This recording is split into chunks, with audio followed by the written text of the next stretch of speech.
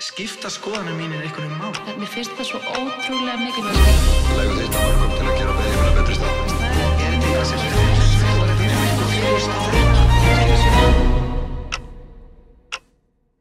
Anna Steinsen, þjálfari og eigandi Kvan, fyrirlesari, stjórnendamarkþjálfi, heilsumarkþjálfi, jógakennari, rithöfundur og húmoristi. Já. Velkomin í 24/7. Takk fyrir.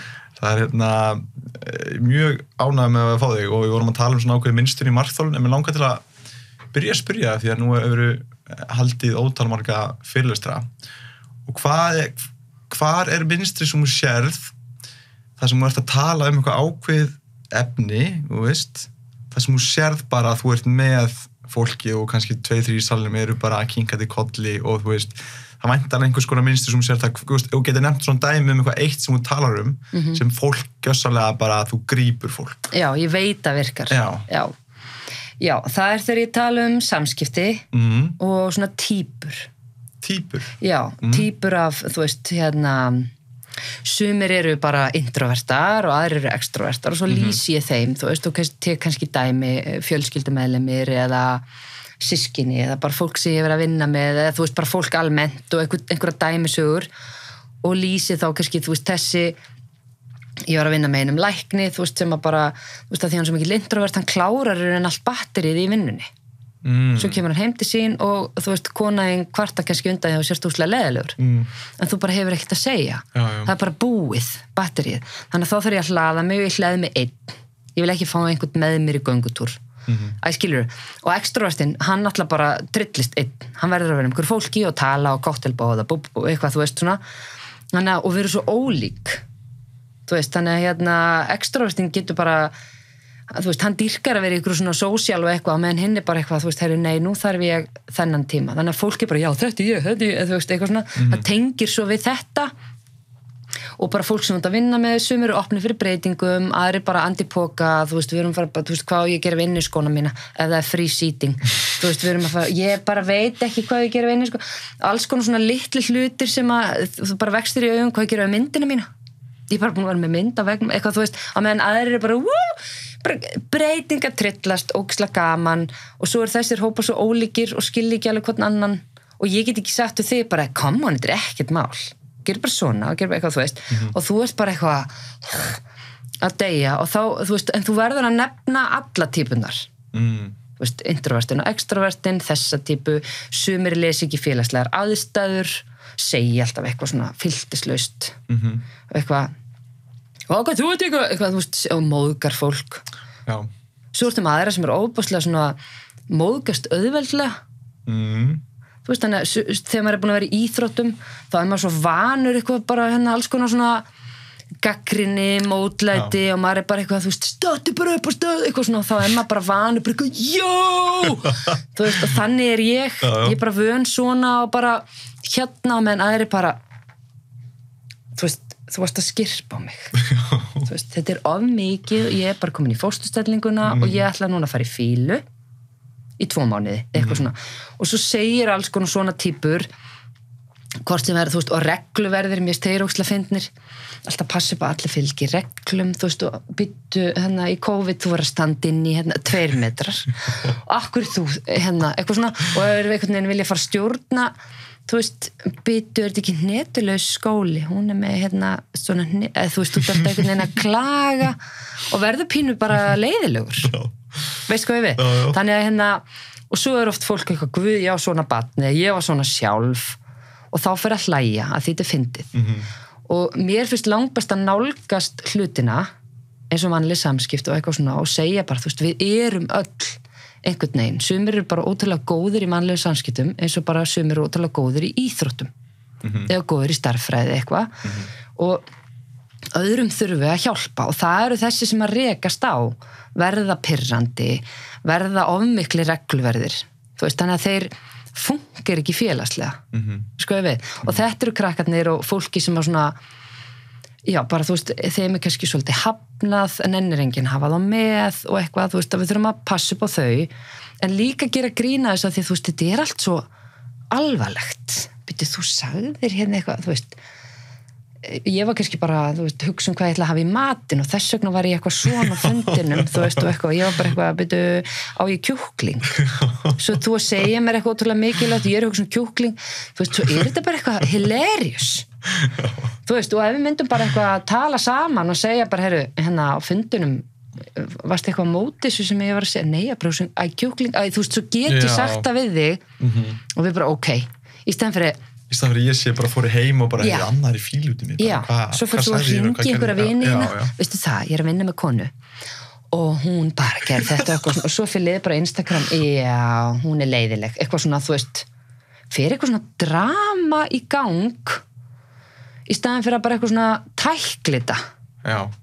Þú veist, ekki drama, ég er ekki að segja það, fara bara alls konar tilfinningar í gang, stundum drama, stundum eitthvað svona, þú veist, Ég er ekki stundum líka, þú veist, að því ég held sér, við erum að detta einhverja gullkistuðan, að því að, þú veist, að sé algengt að við tökum hlutunum persónulega Já. og að við tökum ekki heiðarlega samtalið, skilur mig, sem geti komið í veg fyrir svo mikið rugling, skilur mig. Ég veit, og að því að sko heiðarlega samtali er líka bara oft erfitt. Það er vulnerable.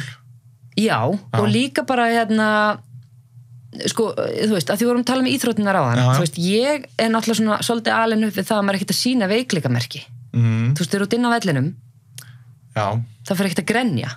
Nei. Þú bara stendur upp og þú fer bara inn í klef og þar grætur þú. Já. Eða skilur þú. Þannig að íþróttirnar eru svolítið töff.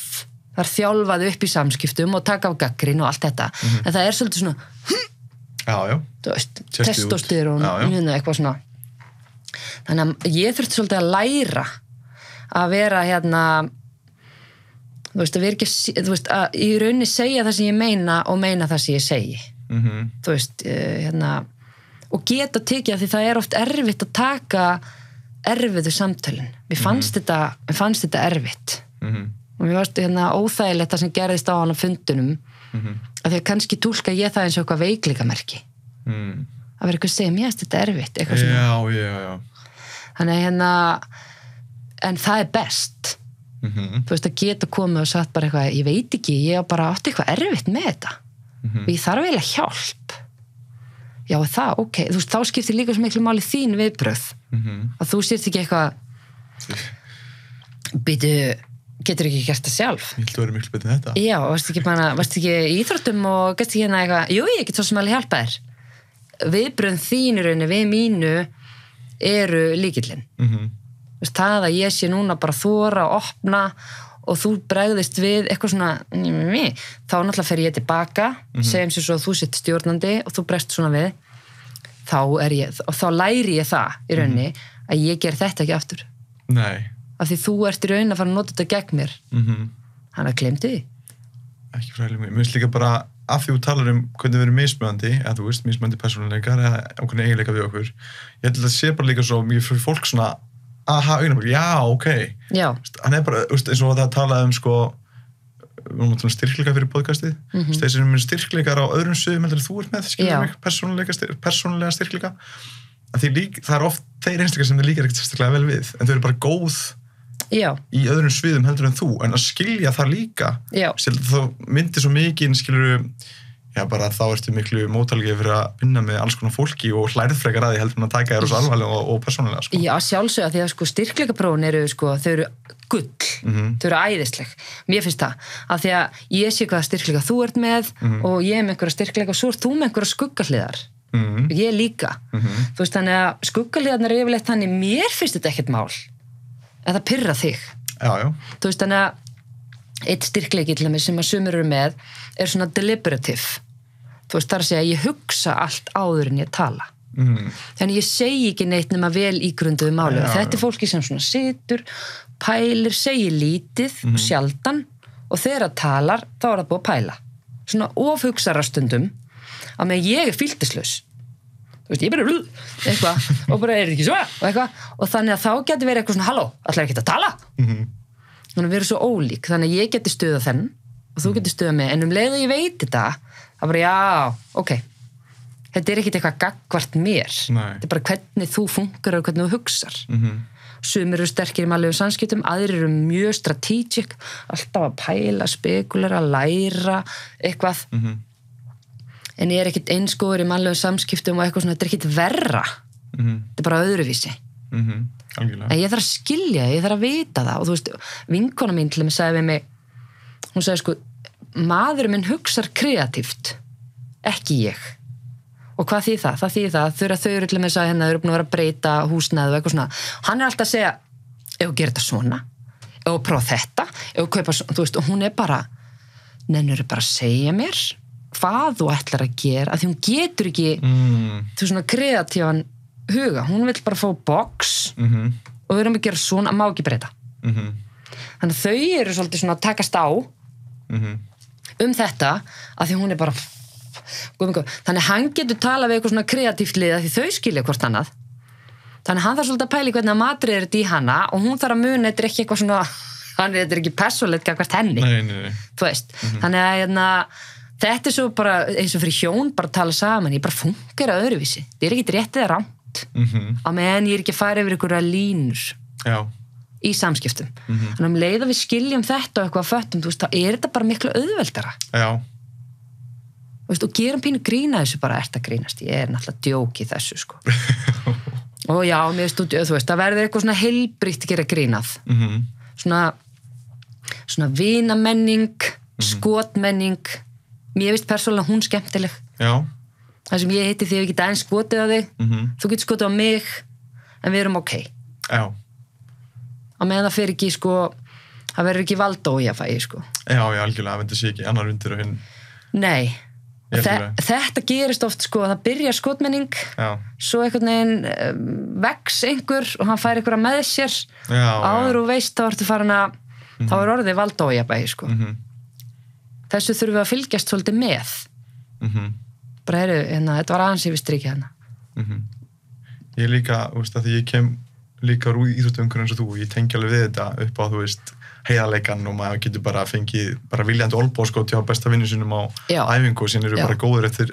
æfingu og eða bara láta ykkur heyra bara sentimetri frá andrinu bara, og sem bara allt búið þú veist, ég get sagt líka bara við kannski bara, segjum að varnarmöður hliðina á mér eða miðjumann sem eru fram bara hefðu það er ekki svolítið vel gert, þú gerir þetta en það var ekki nú vel gert þér, en þú hefðir alveg getið gert kannski þetta þá hefur kannski verið þessari aðstöðu og pældi var hægt að hafa svona hrein og bein samskipt inn á vinnustandum og allir væri bara það væri geggja mér myndi finnast það mér líka þú veist, og líka bara, þú veist, þú skýtur fram skjótu uppi, þú veist, mannskjan veit alveg hún að skjótu uppi hvað er það fucking spá svo þetta bara eitthvað í hita leiksins og það enginn að meina þetta og eitthvað þú lærir ákveðið í íþróttunum þetta, mér veist og getur líka verið í skátunum eða lúra hljónseti, eitthvað svona þú veist, getur ekkert farið í fílu, ég vil bara ekki spila trommurnar og 7. júní, eða þú veist við erum bara saman, við erum að fara að spila hérna lag, þú getur ekkert að spila bara annað lag inn í miðju lagi þú veit, þannig að þú lærir þarna ákveði bara, heyrðu, það er hérna markmið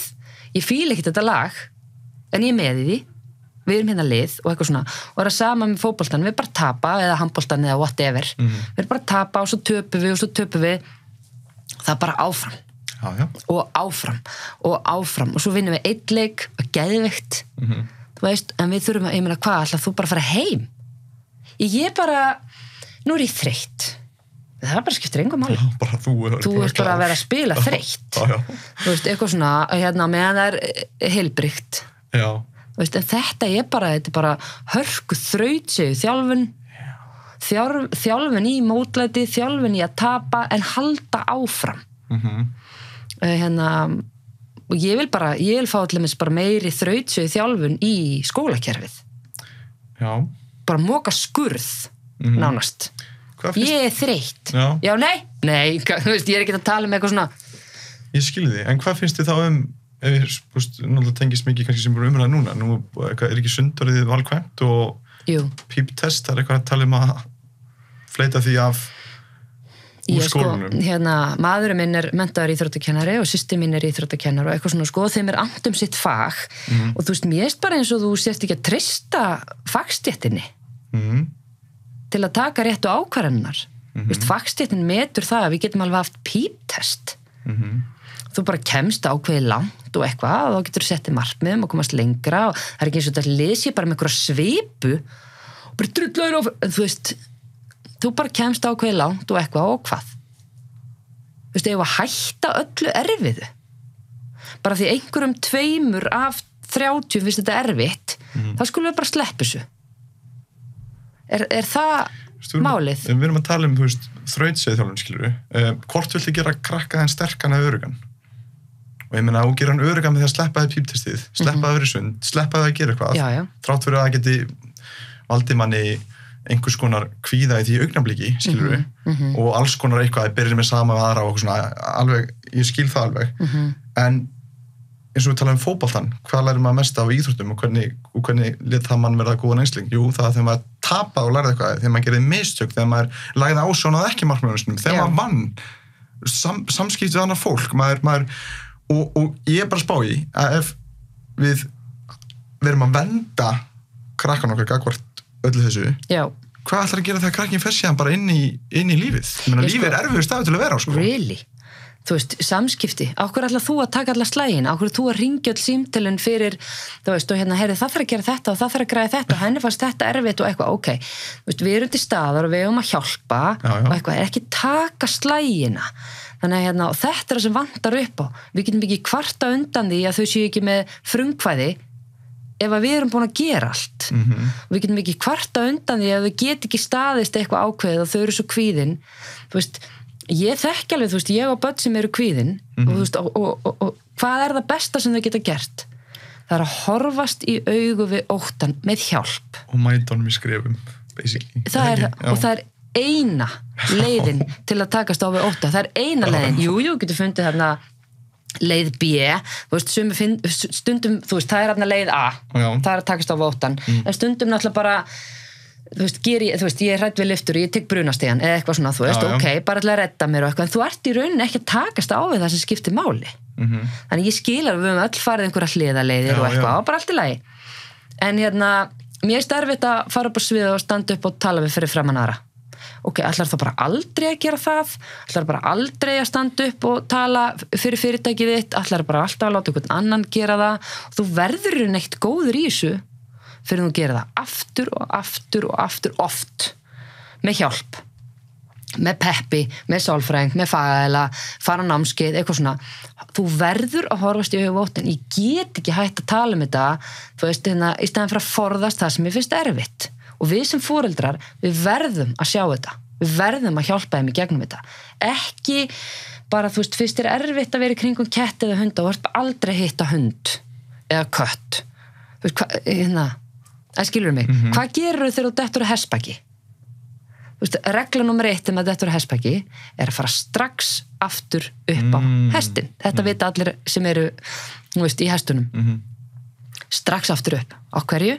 Þú ert náttúrulega að þjálfa heilan þannig að hann átti sig á því að þetta sem gerðist var ekki disaster en það skiptir máli að gera strax aftur þannig ef þú lendir í einhverju þú fer upp á svið og eitthvað gerist þá verður að tækla það strax og fara inn í þetta eða þú veist, þú ert feimin og það er erfitt að taka okkur samtöl og ég bara, hvað gerist þegar ég er feimin? Þá bara vil ég ekki hitta neitt eða þú veist, ég vil ekki vera eitthvað svona mist erfitt að tala og ég veit ekki hvað segja þá náttúrulega vil ég ekki fara þangað þannig að þá bara er ég heima og þá æfist ég ekki í þessu og þá verð ég verið í þessu þannig að þá er ég svona, þá er enginn að koma að tala við mig þá náttúrulega veit ég að þetta var æskilur þannig að þetta er bara svona vítarhringur og þú endar bara heima hjá þér og ég æfist ekki félagslega þannig ég þarf að vera hérna vandræðaleg, awkward, segja eitthvað vitlaust, fá þjálfunina það verður aldrei eitthvað sjúklega þægilegt endilega en ætlar ekki að kunni þetta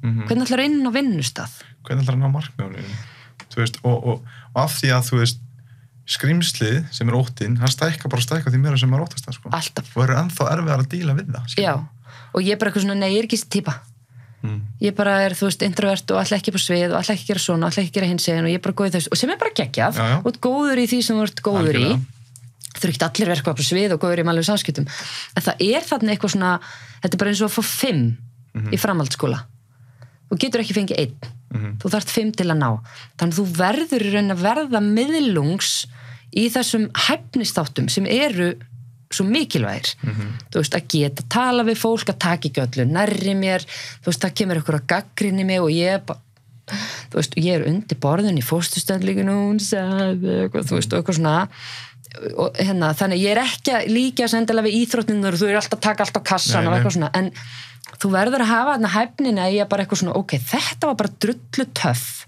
nú ætla ég bara að þjálfa mig í þessu og verða allavega miðlungs þannig ég geti, og svo bara ef þú gerir þetta, þú veist hvernig þetta aftur og aftur og aftur og aftur og aftur og aftur og aftur, verður þú bara ágætur, sumir ógeðslega góðir. Og hversu miklu ávinninga hefur það yfir næsta hlut sem þú átt skilur? Já. Næstu áskorun sem þú tekst á við? Já. Sem þú þarft að horfast yfir við? Allan daginn. Þannig að þú veist, á ég að vera stanslust fyrir utan þægindarhringinn? Nei. Það er bara kvíðvænlegt og bara, þú veist, það er bara ekki gott fyrir streitukerfið og allt saman. Þú veist. En á ég bara eitthvað svona, já, allt sem ég stóð þægilegt, það ætla ég að láta mömmu redda og pabbi gerir þetta og ég ætla ekki að takast á þetta. Mér finnst óþægilegt að taka símtal. Og ég vil ekki biðja launahækkun og svo ætla ég ekki að gera svona og ég ætla ekki að segja einhverjum upp, þú veist, þannig að ég ætla bara að senda hann skilaboð á Snapchat eða Messenger, þú veist, í einhverju ástasambandi, að því bara meik ekki að feysa hann. Já, frábært. Þú veist, þetta er bara eitt af því sem þú þarfst að takast á við, það er ástasorg, falli í prófi, bara til að hafa mikið með það. Þú ert búin að prófa þetta og vonandi ert ekki eitthvað alltaf að fara að lenda í ástasorg, en það er bara hluti af lífinu.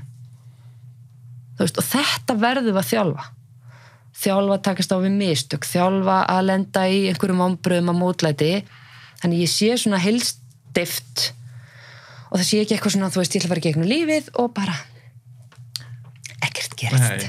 Nei, einmitt ég vandræði og bara sjúklega happy. Auðvelt og þægilegt og hamingjusamt bara. Já, svo fyrir ég bara út að hlaupa og bara geggjuformi og bara, þú veist, og drekk minn græna djús og bara lífið og bara, eitthvað, þú veist, er það að djóka? Það er enginn aðna. Við erum öll að ströggla við alls konar. Já.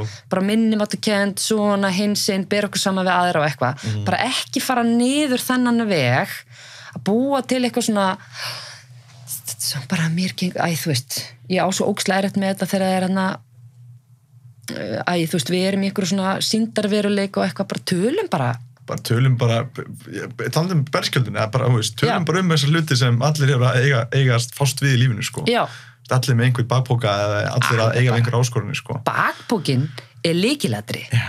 Það sem er ofan í honum er bara, vá, þetta var ógeðslega erfið reynsla en hún gerði mig að þeim sem ég er í dag bara takk fyrir þessa reynslu og endanum ef maður nær þangað og taktu síðan út úr bakbókunum, horfðu ofan í hann reglulega þú veist, heyrðu þetta drastl út með það, þetta er ekki að nýtast mér þú veist, vera með þögn eitthvað svona, tala ekki bara þú veist, ég er ógeðslega ósátt við þig og ég tala ekki ég ætla að leyfa þér að finna hvernig mér líður í 3 ár, eða þú veist, inn á vinnustað eða eitthvað svona, bara alltaf ég er alveg næs og kurteis en þú finnur það endalaust og þú ert bara eitthvað, hvað gerði ég? Þú sagði bara einu sinni við mig 1987 ég bara kemst ekki við eitthvað bara, dag 2003 hvenær á þessum árum allar að segja mér það? Já, hvenær ætlum við að takast á þetta? Þetta er svona, við köllum þetta að vera með kúk í bandi.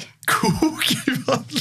Já, ég veit ógeðslega heilbrigt að tala, þú veist, en þetta er svona, þú veist, ég sagði einhvern tímann eitthvað við þig þegar þú varst í 11 ára bekk. Já. Og svo er ég alltaf eitthvað, þú ert alltaf eitthvað að minna mig á það. Við hittumst og þú ert alltaf eitthvað, mástu þú sagði hérna með mig í 11 ára bekk. Ég er ennþá að díla eitthvað svona, þú veist, ég sagði að við varum með ljóta skólatösku og verið leiðilegur og eitthvað svona og þú ert að minna mig á það þegar þú ert komin í 10. bekk og svo bara í framhaldsskóla og svo þurfum við 22 ára og þú ert alltaf með kúkin í bandi, draga og eftir, skilur, eitthvað svona og þetta gera stundum krakkar og bara fólk í samskiptum alltaf eitthvað, draga upp eitthvað sem við verðum að leysa, klára, búið, ekki vera, þú veist, ég er ekki að tala um eitthvað brjálæslega erfið mál og eitthvað svona, en það getur líka orðið dragbítur. Algjörlega. Þú veist, og ég er ekki að segja ef að þú kemur að segja mig frá einhverju einelti, ég verð bara að slaka á, þetta er bara kúkur í bandi, eitthvað, þú veist, ég er ekki þar. Nei. En sko, sumt er bara eitthvað svona, ok, ég er að draga þetta hérna kúkalegt og þú veist, ég tek þetta með mér hvert sem ég fer. Er þetta að þjóna einhverjum tilgangi? Get ég bara klift á bandið? Og var bara frábær námsráðgjafi í Garðabæ sem að fann þetta upp og Vanda sig pikkaði þetta upp sem með mér í fyrirtækinu og formaður KSÍ. Hún pikkaði þetta upp og setti þetta inn í kennslubækurnar okkar, ég tala um þetta allstaðar. bara kúkur í bandi, þetta bara vesen í mannlegum samskiptum. Vinnum úr þessu, tölum þetta, tökumst á, erum síðan búin, þetta svona eins og spila leik, þetta búið. Þetta ekki eitthvað að segja þér þegar þú tókst mig niður og sagði þér að eitthvað ljótt mig í leiknum á móti Fjölni fyrir 7 árum. Já, nei. Það er ekki búið lengur. Mér langaði til að stoppa þáttina aðeins og þakka styrktaraðilum podcastins, en Lavazza og Sumac eru trausti styrktaraðilar ásamt þeim sem ég nefndi í byrjun, ásamt Sportförum og Your Super. Og Lavazza er alvöru ítalsk kaffi, hilki sem er umhverfisvæn, kolefnisjöfnuð og passa í allar Nespresso-vélar, og ég er búin að vera að dæla þess í mig, enda mikill kaffikall, og ég mæli eindreið með kaffinu frá Lavazza, enda eru að tala framúrskarandi ítölsk bragðgæði þar. Sumac er náttúrulega bara langbesti veitingastæður á Íslandi. Ég er búin að vinna mikið með grillu lambarífunar undanfarið og ásamt því smakka grilluð kjúklingalæri. Fer náttúrulega alltaf í grilla ostursveppi og grillar halloumi líka. Það er mjög gott. Ég mæli með hummusinu og flatbrauð, og ef þú ert í ekstra góðum gír þá ferðu náttúrulega bara í 7-rétta matseðilinn sem er mese og tekur jáfnvel vínpöru með. Og ef þú vilt bara fagna einhverju, eiga góða stund með vinum eða fjölskyldumeðlimum, eða eiga bara í góðri upplifun í góðum anda sem jákvætt starfsfólk ríkir og góðum matur þá tikkar Sumac í öll þessi box. Og ef þú ert ekki búin að prófa að fara Sumac, þá ættir að gera það, og ég get sagt það að þú verður ekki svikinn, af því að þetta er sá allra besti staður sem þú getur farið á ef þú vilt fagna einhverju eða gera vel við þig og þína. Takk kærlega fyrir að hlusta, og ef þið eru í stuði þá með ég fara á YouTube og subscribe á podcast-appinu og gefa mér einhvern og followa mig á Spotify. Annars bara þakka ég ykkur kærlega fyrir að hlusta, af því að án ykkar þá væri engin þáttur, þannig að ég verð alltaf fyrir miklum bara jákvæðan tilfinningum þegar ég hugsa út í það að þið séu að taka tíma frá ykkar degi í að hlusta og horfa á mig, og ég er virkilega ánægður með það og það er heiður fyrir mig, og takk einlega fyrir að gefa ykkur tíma í að hlusta á það sem gestirnir og ég höfum að segja. Takk hérlega. Nei. Hvaða bók hefur haft mest áhrif á þig og hvað lærði á henni? Ég les ekki mikið. Ég bara... Okay. Ég er svona meira svona TED... Hvað er besti TED fyrirlestur? Sko, besta bók sem ég hef lesið er Tuesdays with Morrie. Okay. Fjallar mann sem fær hrörnunarsjúkdóm, og fjallar mann sem að heimsækir þennan sem fær hrörnunarsjúkdóm, sem var gamall kennari, og hann fer alltaf til hans á þriðjudum, búið í Bandaríkjunum, og hann fer alltaf til hans á þriðjudum, og svo bara hægt og rólega verður hann verri og verri og verri. Þetta er svona, og hann skrifa bókin út frá því, þetta er svona lífsspeki. Og ótrúlega merkileg bók, og kennir manni margt, sko. Þannig að hún hefði mikil áhrif á mig. Frábær bók, mæli með henni, og svona auðlesin. En besti TED fyrirlestur er án Eva Brené Brown. Já. The Power of Vulnerability. Já. Sem ég horfði fyrst á bara árið 2007 eða eitthvað. Eða 2007-2008, eitthvað svona. Þegar hún kom fyrst út, og þú veist, hún er ætlaði bara að tækla vulnerability, þú veist, sem er bara það þessi berskjöldun, og þú var að segja hvernig mér líður. Já. Ég var bara opnuðust alls konar gáttir, og hún segir bara þetta er bak við alla sköpun. Þú veist, þú verður að vera vulnerable, af því fólk var, mér varst þú svolítið merkilegt, fólk var eitthvað svona, getur að halda fyrirlestur, ekki tala mikið hana vulnerability, en að segja einhver önnur orð, sem er eitthvað svona challenge, eitthvað, þú veist. Já. Bara ekki segja hlutina eins og þeir eru. Að þú veist. Já.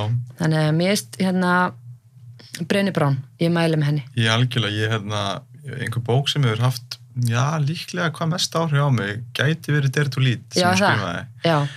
En því hún opnaði bara þessa berskjöldin fyrir mig alveg gjössalega upp á gátt, sko, og gaf mér eitthvað tungum að lifa það sem ég vissi ekki að vera til, sko, eða hvað þetta væri. Já. En einmitt þetta held ég að sé svo mikil viska í, sko, geta sagt sína skoðun, verið maður sjálfur, talað tilfinninga, beðið hjálp, þú veist, gert mistök og allt tekið áhættu og berskjöldin sama hugur ekki, sko. Það sem er svona átt að þessi á. Basically, já.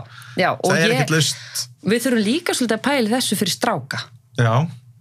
Þú veist, unga drengi og stráka, þessi berskjöldun. Já. Af því við erum búin að ala upp bara kynslóður í bara, þú veist, statt upp, harkað að þér, ekki tala veikleika, venda hann, þú veist, þetta er bara, þú veist, Will Smith. Já. Skilurðu? Eitthvað venda konuna mína og eitthvað svona, þú veist, einhverju finnst þetta töff og eitthvað, hún getur bara að svara fyrir sig sjálf í fyrsta lagi og bara eitthvað, æskilu, alls konar hlutir í þessu, þarna kemur þarna masculinity og ég bara eitthvað og þetta er svona valdadæmi og þú veist, og auðvitað er mikilvægt að hann beðist afsökunar og þú veist, að fara inn í auðmýktina eftir það en við þurfum að kenna ungum drengjum að það er í lagi að hafa tilfinningar, þeir mega gráta, þú veist, við þurfum svolítið að pæla í drengjum þessa lands og hjálpa þeim að díla við allt sem þeir eru að takast á við. Þannig að það beinist ekki einhverjar áttir sem eru ekki heilbrigðar. Nei. Þú veist, að ég trillist eitthvað lem í þig eða þú veist, ég tekið út af þér eða eitthvað andlegt ofbeldi eða reiði, aggression, þú veist, þessumlega, þú veist, þeir eru líklega leitið eituleyf, skilur og allt þetta. Já. Ytri leiðir til þess að díla vandamáli basically, sko. Já, af því ég veit ekki hvernig ég á að gera þetta, meðan við stelpur eru meira, þú veist, hitta vinkonur, spjalla saman, við finnum svona leiðir, þá er bara svona, þú finnur þetta alveg með, þú veist, þessi kynslu sem er, sko, þú veist, ég fætt 1974, þú veist, og eldri sem er bara eitthvað, taka allt á kassan og bara, og kunnit ekki í rauninni, ég er ekki að segja allir. En þið eru svolítið að breyta hlutunum unga kynslóðin þið eru opnari það er æðislegt, mér finnst það æðislegt en strákarnir við verðum svolítið að einblína á þá í skólakerfinu. Já, og mér finnst það mega eins og komst sem við umræðum daginn en ég stórar áhyggjur af drengjunum okkar því að þú veist, tölunar eru að gefa til kynna að sé bara verulega halla á það, sko. Já. Og þeir eiga bara erfitt í skólakerfinu, sko. Já. Og samkvæmt mörgum öðrum kannski, þú veist, mæli einingum, sko, ef við tökum bara, þú veist, 1/3 getur greist þessi gags eftir 10. bekk, þú veist, það er meira brottfall á strákum úr framhaldsskóla. Ég þóla ekki að bera saman eitthvað svona, en þú veist, það er 70% konur í háskóla og 30% kallar. Ég veit það. Og síðan við tökum bara tölfræði með drengi, þú veist, flestir drengir þegar flestir sem beita ofbeldi eru menn, flestir sem verða fyrir ofbeldi eru menn, flestir sem eru í fangir sem eru menn eru sko sinna erfiðustu störfunum, basically að hættulegustu störfunum, menn eru líklegast til að taka sitt eigið líf. Þannig þú veist, þarna er eitthvað sem við þurfum að tala meir og að leggja meiri vikt í að skilja hvað er í gangi og hjálpa drengjunum okkar þá að efla sjálfa sig. Allan daginn og þú veist, og bara sem fyrst snemntaka í hlutun, gerðu þetta sem fyrst af því að svo fara þessi menn inn á vinnustæði og þú veist, það er náttúrulega konur eru líka að díla við alls konar, þið veitir, við erum öll að díla við alls konar, en við þurfum svolítið að pæla í drengjunum í grunnskóla, það er bara staðrendir og tölfræði sem segir við þurfum svolítið að passa upp á þá og hvernig þeir eru síðan að díla við sína eigin tilfinningar og þeir fara síðan í sambönd og eitthvað, þú veist, þetta þurfum við svolítið að pæli. Gefa verkfæri til þess að, þú veist, já, einmitt, að eiga í þessu samræðum og geta lagt alltaf borðið og geta stjórna tilfinningu sinni með ekki láta það berast út í reiði eða ofbeldi eða eitthvað, skilur. Já, og hverju eru sterkustu fyrirmyndirnar? Feður þeirra. Þú veist, sterkasta fyrirmyndin í lífi basi er yfirleitt, þú veist, að það er stelpa þar að mamma, eða þú veist, þannig að sterkustu fyrirmyndirnar í lífi þeirra eru þeirra eigin feður. Hvernig díla þeir við tilfinningar? Þú veist, nota þeir, hvað segja þeir? Hvernig, þú veist, hvernig talar þú við konuna þína? Hvernig talar þú við, þú veist, aðra kallmenn? Skilurðu, þetta eru strákarnir að fylgjast með, þannig að við þurfum svolítið að fara inn á við og pæla, hvernig fyrir ég í vörn? Þú veist, hvernig fór Will Smith í vörn? Já. Þú veist, hvað gerði hann? Þú veist, þetta bara þarna fór inn á hans alveg, þú veist, og þarna koma allir hans svona insecurities koma þarna fram. Og þannig er hans bakbóki bara í raun að vinna gegn honum. Þannig að þú veist, það skiptir svo miklu máli að maður bara pæli sjálfum sér. Hvernig er ég sem pabbi? Hvernig er ég sem vinur? Og eitthvað svona, ekki þá er eitthvað rífaði niður, bara heyrðu, förum í vinnu. Hún er bara góð. Já, bara frábær. Þú veist, ef það námskeið í vinnunni þinni, þú veist, við erum endalaust í einhverjum, fara inn í fyrirtæki og fara eitthvað, þú veist, taktu þátt í þessu. Já. Þú veist, líta á þetta sem tækifæri, það bara geggja, þú þarft að skoða þessum íþróttamann, hvað er ég góður í, hvað þarf ég að bæta, þú veist, ég góður í þessum, er ekki nógu góður í sendingum eitthvað, hvað gerir þau? Og æfir því, þá er betri, þú veist, þú verður ekkert eitthvað bestur í því, en ég er bestur í þessu, þú verður ógeðslega góður í því, en verð samt að kunna hitt líka. Og það er sama í leiðtogafærni, verður bara ógeðslega góður í þessu, þú verður samt að kunna hitt. Þannig að þú veist, pældu bara í því, hvernig bregst ég við? Hvað er ég að kenna stráknum mínum? Og að vera meðvitaðar og fylgjast með sjálfum sér. Ok, ég bregst svona við þarna í þessum aðstæðum. Það var ekki alveg rétt. Ok, næst til enn þessum aðstæðum, það getur bregst svona við. Þetta kom út af því að ég var reiður út af því ég tók einhverju of persónulega, whatever, hvað það er. Og segðu það bara við strákin. Heyrðu, áðan hana, þegar við vorum að tala saman, þá var ekki alveg rétt hvernig ég brást við. Já. Þú veist, og þú hafði rétt fyrir þér. Ég þarf að vinna í þessu. Segðu það bara. Algjörlega. Og mér finnst það svo mikið, sko, að því að nú ég á auðvelt með að eiga í svona samræði með vini mína og við erum oft, sko, hittust oft félagarnir, sko, og mér finnst eiginlega bara bestu spjöllin, bestu stundina sem bara tíminn hefur liðið bara marga klukkutíma og mann líður þessi 5 mínútur bara það að opnast á einhverju umræður sem bara virkilega verið að ræða alvöru stöff, sko. Það ekki bara tónlistin í botni. Já, af dýft bara, hvernig eru samböndin og hvað áskonast eiga við og hvað og allar þessar umræður sem bara einhver fær alltaf rými til að tala og aðrir tengja við það, skilur gefa einhver ráð eða hlusta eða whatever og fyrsta lagi bara, hvað þú veist, innihaldsríkt finnst mér, en hvað samböndin styrkjast. Og mér veist, sko, eftir þessi einhver spjöll sem með vinni sinum, mann finnst maður bara að vera með helmingi betri vinur og þekkja helmingi betur með því að hafa átt í þessum djúpu spjöllum. Auðvitað. Þess vegna að þú veist, þegar maður fyrir gegnum eitthvað, þú veist, það versta sem ég veit, þegar vinahópi fyrir gegnum eitthvað, við fyrir gegnum eitthvað og svona splundrumst. Þú veist, ræðum þetta. Tölum þetta, förum inn í þetta, þú veist, og eitthvað, þá verðum við alltaf öflugur og sterkari fyrir vikið. En það bara ekkert allir til í þetta.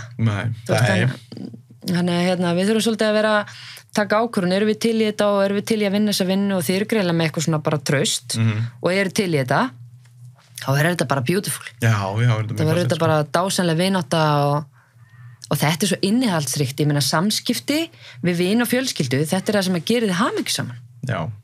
Þetta eitt af því sem gerir þig hvað hamingjusamastan, það það að þú ert í nánum og góðum samskiptum, ekki gott að vera í toxic samskiptum við vini og fjölskyldu. Veist, ég verða í einhverja vini. En þú verður líka að rækta það, pæli því, veist, þetta bara eins og samband, þetta ekkert eitthvað, sum samband og þetta bara, þetta verður bara einhvern veginn af því bara og þú gefur ekkert af þér og sinnur þessu ekkert og eitthvað svona. Halló, samband, þú veist, mamma mín og pappi eru búin að vera gift bráðum í 60 ár. Þetta bara að vinna. Þetta bara ást og umhyggja og eitthvað, en hvað heldur ég eitthvað bara heldur þú sé alltaf bara sleik, þú veist, þetta bara, stundum ógeðslega erfitt. Það mjög eðlilegt ég segi mamma mín og pabbi séu sleik. Þú veist, en það bara, stundum geggjað, stundum bara erfitt, farið í gegnum þetta. Þetta bara eins og að tala með íþróttunar, þú ert að vinna í því að vera betri, eins og ástina sambönd, eða samskipti, þú ert alltaf að vinna, þú kemst aldrei á einhver stað sem bara, nú ég bara komið með. Nei, þú ert alltaf uppfæraði, skilur við. Já, geggjað í smá tíma. Þú veist, þú verður ótrúlega hamingjusamur hérna á Santorini, bara verður bara brún og sæt og bara allt æðislegt og verður að skála og eitthvað frábært. Njóttu þess, æðislegt að gera þetta betra. Það ekkert eitthvað svona eftir hálft ár þegar komin hríð á Íslandi og við erum bara, við erum bara ströggla, borga reikninga. Þetta bara hluta af þessu. Þú veist, við getum ekkert alltaf verið á Santorini. Nei. Þú veist, fólk sem er á Santorini er líka fyrir gegnum skafla. Þau eru ekkert alltaf að skála í eitthvað kampáin. Nei. Þú veist, það beauty við þetta. Þetta er bara ups and downs og eitthvað og svo bara veist, það bara highs and lows. Það bara lífið líka. Lífið ekki í kampæna Santorini. Það er þetta stöff bara. Það litla stöffið. Já, bara dagstæðilegu stöffið sem maður gerir, sko. Það samtali mömmu og þú veist, og bara fór með eitthvað til vina míns og tekur við maganinum þegar þú kemur heim og allt þetta. Góðar í vinnunni og þú veist, og stundum erfiður og bara, þetta sambland. Þetta bara stöffið, sko. Já. Algjörlega. Hvaða ráð hefur þú fengið var þetta þína sérfræðikunnáttu sem það magna og vilt deila þig með okkur? Eða það ömurlegt að fyrir að vara eitthvað við því? Ok, getur þú gefið mér dæmi? Já, bara eitthvað sem þú hefur heyrt frá öðrum, bara í lífinu, hvort sem er tengslu við bara fyrirlestina, markþjálfunina, stúdentaþjálfunina eða þú veist, allt sem þú ert að gera, sem þú fengið sem er bara svona, já, annarkvort það magna og vilt deilaði með okkur, að umrælt fyrir var okkur við því. Til dæmis eins og ég segi stundum frá því að þegar ég var í vinna bingavinnu þegar árin ég fór í menntaskóla og þar hitti ég gaur sem var nýbúinn með menntaskóla og hann var alveg svona að geða ykkur svona spaði og sagði svona strákar ég myndi ekkert verið að reyna að fá meiri betri einhverjum heldur 5 en ég myndi bara leggja lágmark á okkur og bara svona rétt sleður og bara njóta ég fylgdi þessu ráði en sem rif ég þetta upp núna og þá finnst mér þetta það ömurlegasta ráð sem ég hef fengið nokkuð tíman í lífinu af því ég held miklu frekar að sama hvað þú gerir sama hversu stóri að lítil áskorun er sama hvort þið finnst þetta að vera ómerkileg vinna eða góð vinna whatever, ég held að þú er að gera allt eins og fucking champi sko. Já. Þannig að til dæmis er þetta eitthvað dæmi sem er ömurlegt. Já, sko þetta er svolítið trikki spurning sko, þú veist þannig að ég heyrði einhvern tímann að hamingjan, lykillinn hamingju í lífinu væri að lækka væntingarnar. Ég veit þetta líka. Og mér finnst þetta brilljant, en á sama tíma finnst mér þetta metnaðarlust. Skilurðu? Þannig að þú veist, sko, af því að ég held að sé ekki alltaf auðveldast að vera afreks. Veist, ég hef alveg þjálfa afrekskrakka og fólk í afreka hluti og það er oft ströggl. Ég er að bera mig saman með aðra, það er fullkomnunar árátta, ég einhvern veginn þarf alltaf að fá bestu einkunnirnar og alltaf standa mig ógeðslega vel og eitthvað svona og það er oft bara mjög erfitt á ég þá bara að fá 5 og ég bara lækka væntingarnar. Þú veist, það gæti þá verið minni streita en ég næ þá ekki eins miklum árangur í lífinu. En sko stundum er bara mikilvægt aðeins að bara lækka væntingarnar hjá þér þannig að þú bara komist í gegnum hlutina. Já. Þú veist, ertu alltaf með háar og miklar væntingar fyrir öllu. Þá held ég að þú verður aldrei ánægður. Þetta er aldrei eins gott og ímyndaðir. Ég er aldrei að ná þeim árangur sem ég langar til. Og þetta er fólki sem einhvern veginn á miðjum aldri er ekki nóg. Já. Það er að því að alltaf berjast og eitthvað svona mér finnst þetta samt töff að vera metnaðarfullur skilurðu, mér finnst það æðislegt ég vil að fólk ná árangur í íþróttum og bara mér finnst það geggjað en ég skil samt hitt líka af því líka sko, ef þú ert með lága væntingar þá kemur allt að vera óvart og allt betra þá bara allt geggjað, ég er með enga væntingar ég er bara með enga væntingar til og stundum segi þetta við fólk sem er kannski að ströggla þú átt pappa sem er alkoholisti eða mömmu sem er ósvöldlega veik eða þú veist, eitthvað systemin eitthvað, þú veist, og þú ert endalust svektur þú veist, af hverju hringdi hún ekki í mig af hverju er hann ekki til staðar af hverju á ég ekki svona pappa eins og vinir mínir af hverju allt þetta og þá hef ég bara oft sagt bara hættu að gera væntingar allt sem að pappiðin gerir er plús þannig að þú veist þá þú veist algjörlega þá sloknar á svona eitthvað veist, ég er bitur og ég er reiður og af hverju og eitthvað svona og gerir enga væntingar og þá er bara það sem hann gerir, ég get að segja að sé í lagi en þetta er staðan pappiðin er þarna þú ert ekki að fara að stjórna því skilur, en þú stjórna þínum viðþórum þannig að ef þú lækka væntingarna gagnvart honum þá ertu ekki svektur upp á hvern einasta dag algjörlega þú veist, þannig að og ég finn það bara þegar ég gefi sér ráð þá finn ég það bara þegar ég sleppi tökunum á þessu þetta er raun að þú sleppi tökunum sko. og því ég megin væntingum sko. Leiðu ég sleppi tökunum á þessu þá bara líður mér 10 svona betur þú veist, og ég tek pappa mínum eins og hann er og bara ef hann stóð sér einhvern tímann vel og frábært og eitthvað, það var bara yndislegt að ég geri ekki væntingar meira Já, þetta tengist því sem maður átti að þessi á sko, að þú getur ekki breytt fólki sko. en þú vissulega getur haft einhver áhrif okkur, en þú getur ekki breytt fólki og leiðum að samþykja það, þá einhvern veginn líka myndir svo mikið slaki og líka þegar einhver er veikur þú veist, ég bara, hvað á ég að gera já, nákvæmlega ég endalist vera að berja höfðinu bara okkur, þú veist, þetta er svo mikið agoni Já, þetta er svo mikil örvænting Já. en ég skil samt líka þessum til hinnpólinn með að, þú veist, að setja sér væntingar og kröfur og svona, veit það, ef maður vill ná árangur. Já, þá bara vera miðlungs, bara enga væntingar. Já, en þú veist, sem fylgir kröfunum og pressunni alltaf ákveðin dómari sem að dæma þig, skilur. Já. Þannig að þegar þú mistugi, þá ertu bara, gera betur, bara betur, meira. Vill maður fá hann alveg, vill maður fá væntingar en byrtu? Ég, að fyrir mig, nei, en auðvitað getur verið betri við sjálfa mig sem ég hef lært. Já. Þegar ég mistími, skilur mig. Já. Ekki þá ég með svipun á bakinu, sko, þá tekur maður frekar eftir því bara, þú veist. Já. En samt vill ég gera áfram háar kröfur að hafa væntingar, þannig vill ég vel lifa lífinu, allavega, en síðan getur það virkað betur fyrir aðra að setja lága væntingar inn í ákveðnum aðstæðum og whatever, sko. Já, og þá ert þú líka að segja, í staðan fyrir að vera með, sko, 140% væntingar, þá ætla ég að lækka þær aðeins niður í 110, sem eru samt geggja væntingar, en ég ætla að lækka þær, að ég finna að hitt að valda með streitu. Algjörlega. Þannig að, þú veist, er það hræðilegt? Nei, það er metnaðfull. En ég bara aðeins að slaka. Já. Þú veist, þannig að ég bara haldi sönsum. Ég endi ekki bara í fósturstellingunni. Já. Þú veist, útbrunnin af einhverju væntingu sem ég bjó til. Engin annar. Þú veist, og það er engin eitthvað, lækkaðar væntingarnar. Þessu aumingi. Æ, þú veist, hver er það sé að fara að segja þetta? Hvað er líka, sko, að því að tengt þessu, þú veist, eins og segjum bara, já, 100%, ég ætla að stefna að vera 100%, þú veist, oft bara, hvað er 100%? Það er bara eitthvað sem þú bjóst til. Já, eitthvað sem þú býrð til. Og þetta líka, ég hef alveg verið á lífinu sem ég sett ofháa væntingar og verið 100% hvað sem það þýðir fyrir mér. Já. Það verður lífið bara, ég verður ég leiðilegur, lífið verður leiðilegt. Já. Og bara svona mikil örvænting og allt yfirþyrmandi. Staðinn fyrir að, þú veist, jú, ég hef ennþá væntingar, er betri við sjálf með því ég misti mig, sem gerir það að verkum að ég nýt þess betri sem ég er að gera og ég er ekki með svipun á baki á mér. Þetta er svona self-compassion, sko, þú veist, að bara tala við þig eins og myndir tala við besta vinnin og eitthvað svona. Ég meina, ég hef alveg fengið, þú veist, ungt fólk til mín sem er bara eitthvað allt, þú veist, bara hérna, 9 einkunn, er í ræktinni, geggjað, allt, þú veist, fjölskyldan, allt, tipp-topp, og hérna, en ég er hætt að sofa. Þú veist, hérna, ok, þú veist, við þurfum eitthvað að pæla í þessu, þá er bara svo mikið streita að halda öllu 100%. Já. Þú getur það einn og einn dag, geggjað, frábært til hamingju, þú veist, en hérna, restina getur það ekki. Það langar þið til að brenna út.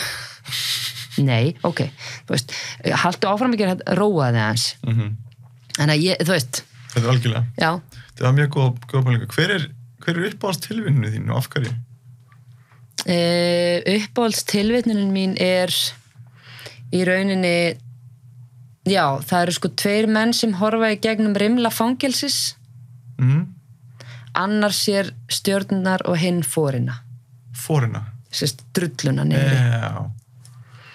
Þannig að hérna 2 á sama stað í lífinu með mismunandi bakpoka samt, sko. Einhverju hluta vegna nær annar þeirra að horfa upp og sjá stjörnunar að meðan hinn ekki.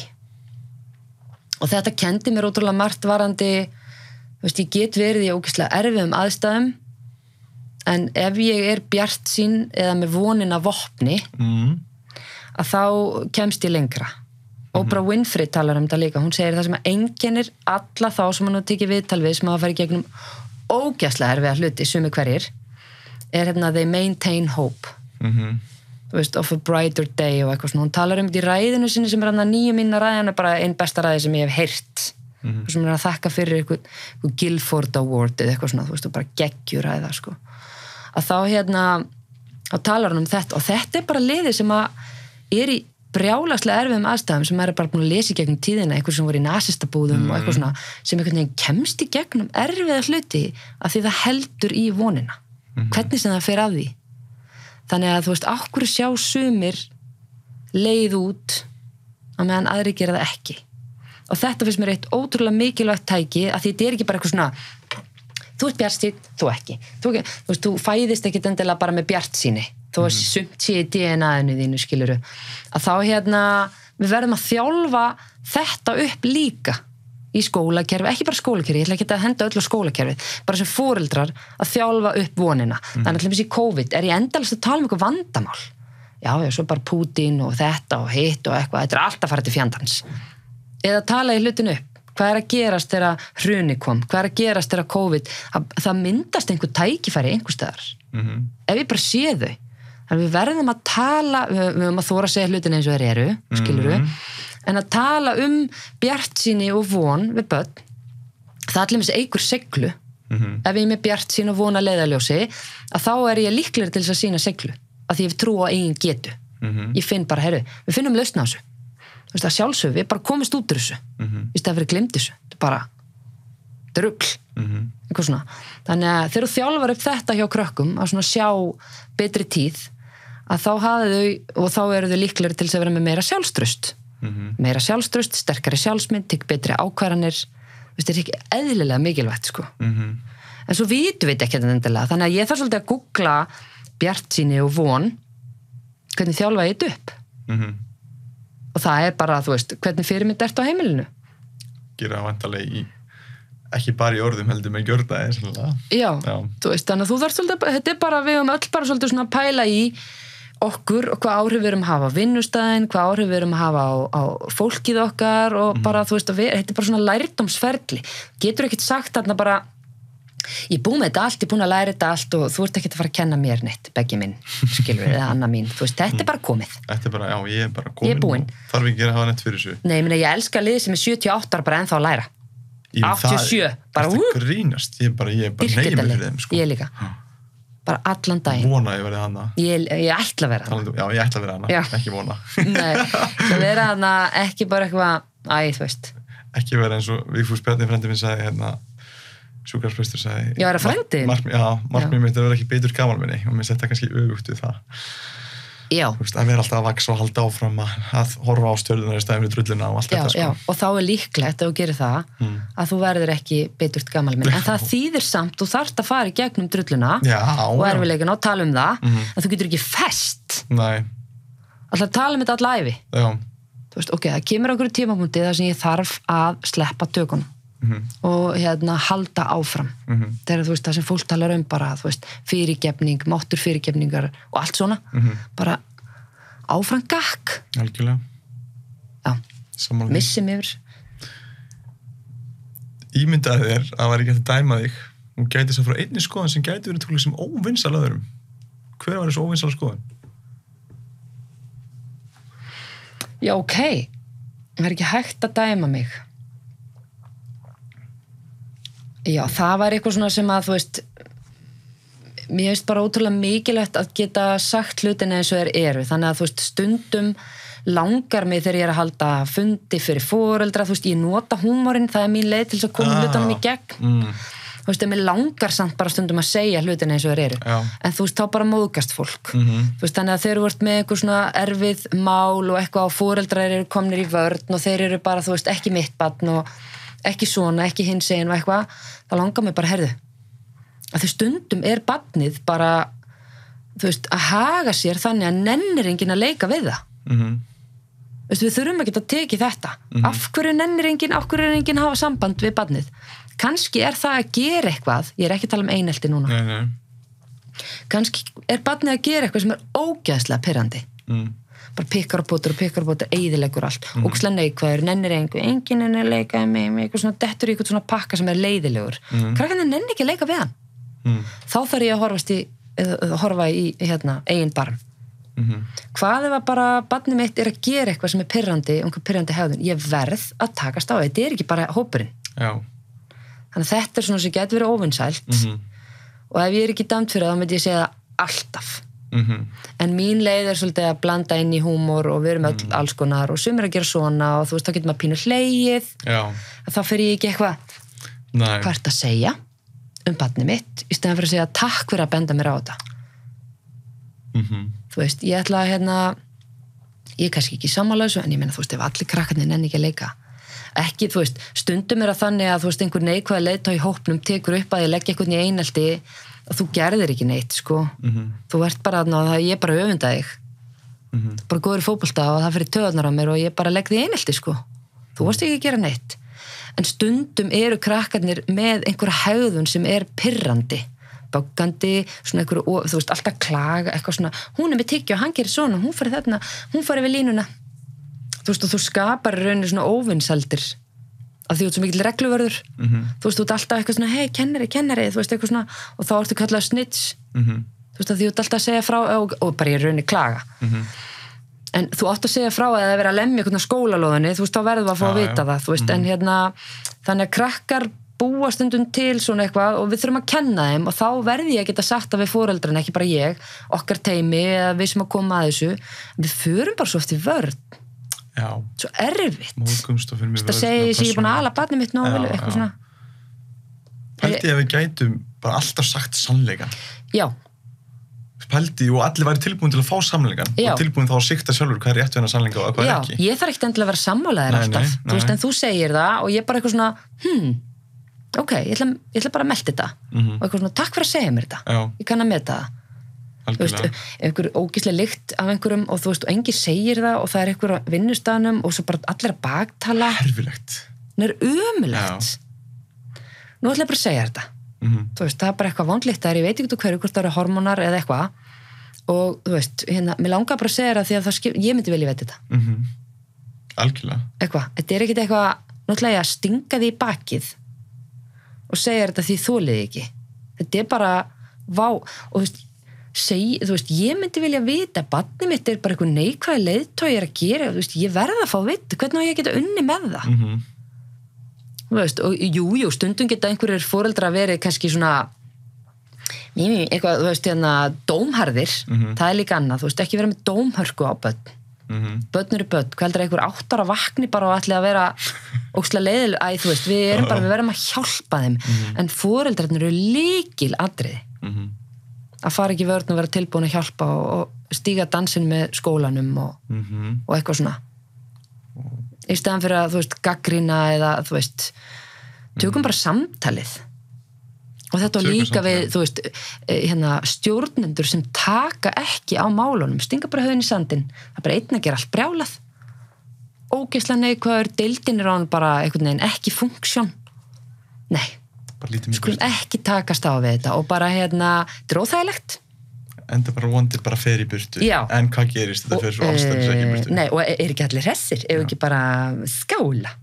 Fá okkur kampa inni bara, er ekki allir vinir? Ef ekki öll að vera vinir? Jú. Það var rosa gott, en það er bara ekkert alltaf svo laus. Þú veist, þannig að ekki stinga höfðin í sandinn. Nei. Vanda tala mjög mikið þetta náttúrulega líka. Já, en það er líka bara svo mikið virði, ekki, það er svo mikið virði fyrir ef þú hefur eitthvað við mig að segja, eitthvað sannleika sem ég sé ekki eða ég er að bregðast þessu við bara líka mikið virði fyrir mig að þú komir bara eins vel á orði og þú getur ég vanda mig kemur sannleika til mín og ég get bara, wow, byrju ef ég myndi ekki bara vera, hvað, en þú, Anna, þú er bara svona þú bara sjálf hvað meinur, já, það er bara þér að kenna og eitthvað svona þú segir þetta í staðin fyrir að, heyrðu, já, ég kannski bregst svona við í þessum aðstæðum eða það er bara mond svitalild að mér og heyrðu, þá bara fer ég út í búð og það fættir læknis og aðtuga svitakirtlina mín að kaupi nýtt rollón eða whatever, máli dött eða fari nýjan, þú veist, og svo líka bara, þú veist, ég ætla ekki að segja, þú veist, ég er búin að vera að vinna við í 20 ára og eitthvað svona, þú veist, og ég nota ennþá þessa sögu þegar maðurinn minn sagði einhvern tímann við mig Anna, af því þegar ég verð svona, það er mikið að gera og ég verð svona aggressív og eitthvað svona, eða aggressív er svona bara, ég fer í svona þjálfaragýr, ég fer svona, ok, þú ferð þangað, þú gerir þetta, eitthvað svona, svo er hann eitthvað að tala við mig og ég ég svara með eitthvað svona tón, bara eitthvað, og hann segir Anna, akkur er þetta með hennan tón? Ég bara, hvað tón? Ég er bara trillist, ég segi hvað tón með tóninum og þá eitthvað svona, og svo nota ég það sem að mér veist hilarious að ég hafi gert og gerir stundum, og snýri ég þessu við og ég segi, veistu hvernig þú ert? Þú veist, þetta er að finnast, svo var ég bara eitthvað, really? Og við gerum þetta öll eitthvað, þú veist, að því mér ást þetta óþægilegt, hvað tón og eitthvað svona, og svo náttúrulega bara því maður er búin að vinna veit í svo mörg ár, það kannski á maður auðveldara með að fara ekki fílu í einhverja 2 mánuði, eitthvað, þú veist, þetta er svo glatað. Þannig að bara, herru, ok, ég sé þetta, sorry. Eitthvað svona. Og ég þarf ekki eitthvað, veistu hvernig þú, eitthvað, henda til... Já, taka þessu persónulega og varpa yfir á, og fara í vörn og varpa yfir henni. Já, hvert hún, eitthvað. Og við erum öll í þessu alls konar dagstæðlega, en lykillinn bara við erum ekki að taka hlutunum persónulega. Stundum er bara manneskjan sem er á fundinu, hún er bara að hugsa hvað að vera í matinn. Já. Þetta verður ekkert með þig að gera. Nei, algjörlega ekki. Þú veist, eða þá það hefur með þig að gera, þá þarf ég bara aðeins að pæli því. Vera forvitin kannski, bara spyrja. Býtu hvað Ég sé að þú veist með svona svolítið grimm á svipin er eitthvað Nei, sorry, ég var bara að eitthvað kjúklingin bara Það er búið og bara, Þetta væri geggjað. Þetta væri nefnilega algjör snill, sko. Sannleikurinn ég held ég að við hýrta frá Brené Brown, jafnvel, eða Jordan Peterson, eitthvað. Sannleikurinn óþægilegur en auðveldur. Já. Hann óþægilegur, en þú þarft hugrekki, þarna berskjöldunur hugrekki, þú þarft hugrekki til að fara inn í hann, sko. Já. Þú veist, og það snýst þetta svolítið, sko. Já, hann gefur sönn velun. Já. Síðan spurningin, ef þú mættir einungis koma einu skilaboð og framfæra út lífið til annar einslíka, hver væri svo skilaboð? Þú spyrir ekki lítið? Nei. Ég held að það væri að setja sig í spor annara. Ég held sko að heimurinn væri betri ef að við hugsum málin ekki non-stop út frá okkur sjálfum, heldur að ég sé bara svolítið að, þú veist, og það búið að sína fram á það þegar við erum góð við aðra og gefum af okkur og þá eigur það okkar eigin hamingju. Þannig að settu þið í spor annara, þú veist, pælda eins í hvernig öðrum líður og eitthvað, og þú veist, og þá skiljið þið betur og þá hefur við betri samskipti og þá er ég ekki vond við þig að því ég er að pæli hvernig þið líður. Þannig ef allir setja sig í spor annara, þú veist, þá er þetta bara, já, ef við bara kennum þetta, þá er þetta bara með betri heim. Það erum allavega ekki með þetta sem er stóra áskorun, bara með hennan ég á móti þér og þessi sundrugum milli hópa og allt þetta, sko. Farða eins út úr sjálfum þér, þú veist, að vera eitthvað kapni í ego og eitthvað svona, já, þetta er list, sko, þetta er svona eitthvað, þú verður náttúrulega að hugsa einn hag og pæli sjálfum þér og allt þetta, en við erum svo non-stop, hvað heldur hann að ég sé bara, þú veist, allir sem fara að sofa á kvöldin, þeir eru bara pæli sér. Ég er bara að pæla hvað ég sagði og hvað fjölskylda mín er að gera, eitthvað svona, ég er ekki að hafa ágjörð hvað þú sagðir í einhverju podcasti eða hvað, þú veist, við erum bara ekki það merkileg. Nei. Í rauninni. Við bara, það er allir að pæla í sjálfum sér. Og ef allir er að pæla í sjálfum sér, hver er þá að pæla í þér? Mjög fáir. Já, þú. Já, ég. Þú veist, þannig að, þú veist, það að ég haldi einhversi, þú veist. Mér finnst líka, þú veist, þegar að tala með einhverja manneskju og kannski ég er ekki sammála að ég er að reyna að setja mig í sporinar. Mér finnst of gott að hugsa bara alveg eins og ég. Þessi einslíkur alveg eins og ég. Hann er með tilfinningar alveg eins og ég. Hann er með draumar og þrár alveg eins og ég. Hann á fjölskyldu alveg eins og ég. Einmitt. Og hann var einu sinni sem við stila best og svona finnast. Hann var einu sinni pínu lítil barn. Og það væri bara svona, þessi manneskja var bara svona einu sinni pínu lítil og þá hann er svona, já. Þessi með hennar bakpoka alveg eins og ég. Alveg eins og þú. Þannig að þú veist, ég er sammálaður að geta einhvern veginn taka hérna dómar í burtu og taka hlutunum persónulega í burtu og bara, þú veist, verið og skilið og þráttur að maður ekki vera ósámála og allt, maður með vera ósámála og allt þetta, skilur. En bara... Já, og líka bara, ég heyrði einhvern tímann, þú veist, að þú veist, ef þú ert ósáttur við eitthvað eða þú bara þolir ekki eitthvað og eitthvað sem er náttúrulega ekki góð staður að vera á, en þú veist, þú vilt ekki að þessi manneskja deyi kvalafullum dauðdaga. Nei. Er það? Nei. Þú veist, þannig að þá er bara, það væri mjög spes. Þá er bara betra að hugsa, heyrðu, ég vona bara að, þú veist, þú sendir bara svona, hvað sem gerist, þá vona ég bara að þér líði vel og þú hafi verið gott, þú veist, sendu bara gott frá þér. Ég kannski er ekki sammálaðir og þú ert mjög ólíkur mér og við eigum ekki samleið. En ég vona samt bara að þú hafi gott líf. Bara genuinely vona það. Og það næri þig og eitthvað svona, sko. En þú veist, ekki eitthvað svona, ég vona að hann drepist. Og, þú veist, þetta er svo, ég er bara í þessum hugsunum. Já. Hvað gerist þá fyrir þig og þitt tilbrigði, sko? Og þú veist, þetta er ekkert eitthvað, hvað rugl er þetta? Þannig að bara óskaða fólki velfarnaðar, til bara ólík og þið finnst þetta bara að vera eitthvað svona ógislega leðilegur og fáiði og eitthvað, bara fæn. En vonandi gengur vel og bara vonaði líði vel og þú bara hafi góð áhrif á samfélagið. Þú veist, setju í spor annara. Algjörlega. Anna, það var yndislega að spjalla við í dag og fá að gurkast í þína reynslu og allt sem einsling sem þú hefur að geyma. Þannig að takk einlega fyrir að gefa þér tíma og gangir sem allra best í þínu mikilvæga hlutverki sem þú sinnir. Takk fyrir og sömuleiðis. Takk hérna. Legðu þitt að mörgum til að gera betri stað.